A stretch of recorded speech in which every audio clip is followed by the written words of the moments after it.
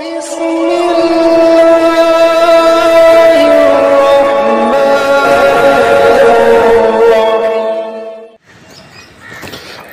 अलैकुम वरहमतुल्लाहि वबरकातुहू। मैं हूँ हकीम कारी अमीर और आप देख रहे हैं हमारा यूट्यूब चैनल हकीम अमीर। सामीन मोहतरम, काफ़ी दिनों से जो है वो कमेंट्स आ रहे थे सामीन के, और मुझे जो व्हाट्सएप पे कॉलें भी आ रही थी और मैसेज भी आ रही थी कि हकीम साहब को ऐसा कब्ज़ के लिए आसान सा नुस्खा बताएं कि जो जिसको बनाना भी आसान हो, सस्ता भी हो और उसके अज्जा हर जगह मिल जाते हों।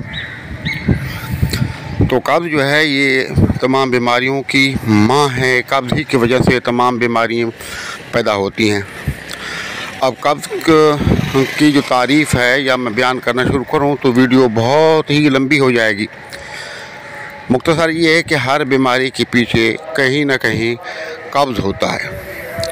तो इसके लिए आसान सा नुस्खा है, आप नोट फरमा लें। इसमें दो चीज़ें हैं, नंबर 1 सौंफ और नंबर 2 ग्लूकोन।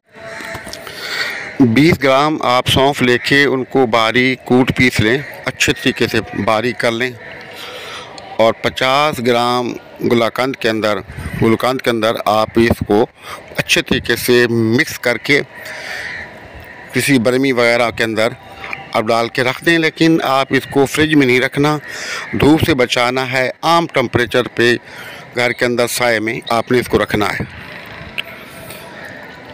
अब इसको इस्तेमाल कैसे करना है? इसको इस्तेमाल ऐसे करना है कि एक तो ये है कि आपको लाइफ स्टाइल जो है ना चेंज करना पड़ेगा। आप वॉक वगैरह भी करेंगे, चहलकदमी भी करेंगे, और जो कब्ज़ करने वाली चीज़ें हैं, तली हुई चीज़ें हैं, आप उनसे परहेज़ करेंगे। और पकोड़े, समोसे और फास्ट फूड और बाहर के जितने खाने उनसे आपको परहेज़ करना होगा। और उसके अलावा गोभी, पालक और जुमला जो चीज़ें भी कब्ज़ करती हैं आपने उनसे परहेज़ करना है। और चलना भी लाजमी है, चहलकदमी भी आपने लाजमी करनी है। अगर आप लाइफ स्टाइल को चेंज नहीं करेंगे तो याद रखें कि कोई भी दवा आपको फ़ायदा नहीं देगी। और इस दवा को इस्तेमाल करने का तरीका ये है कि रात को सोने से थोड़ी देर पहले 1 चम्मच इस दवाई का आप नीम गर्म दूध के साथ खाएं और सो जाएं। इंशाअल्लाह 4 से 5 दिन के अंदर ही जो आपकी आंतें हैं, कितनी भी गहरी कब्ज़ हो, वो आंतों से कब्ज़ ख़त्म हो जाएगी, आपका पेट साफ़ हो जाएगा। और अगर आपको पेट लूज़ हो जाए, मोशन आने शुरू हो जाएं, तो फिर कुछ दिन के लिए आप इस दवाई को खाना बंद कर दें।